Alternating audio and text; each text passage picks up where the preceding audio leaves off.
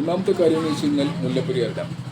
ഈ മുല്ലപ്പെരിയാർ ഡാം നിർമ്മാണം ആരംഭിച്ച വർഷം 1887. നിർമ്മാണം പൂർത്തിയായ വർഷം 1895.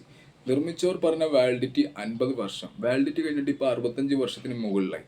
രണ്ടാമത്തെ കാര്യം, മുല്ലപ്പെരിയാർ ഡാം നിർമ്മിച്ചത് തിരുവിതാംകൂർ രാജ്യവും മദ്രാസ് പ്രസിഡൻസി സർക്കാരും തമ്മിലാണ്.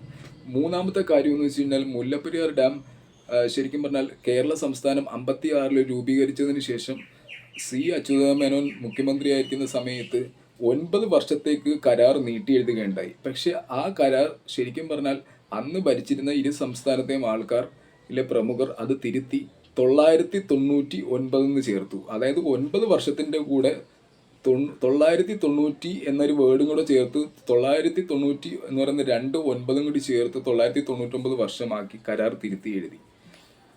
ഡിസംബർ 12 മേലുകാവിൽ ഇടുക്കിയിലുണ്ടായ ഭൂകമ്പം മുതൽ 2011 നവംബർ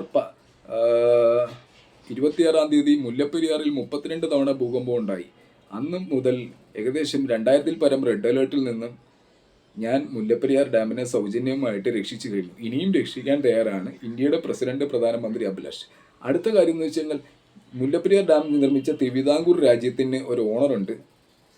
ലോകത്തിൽ ഒരേ ഒരു ഓണർ മാത്രം.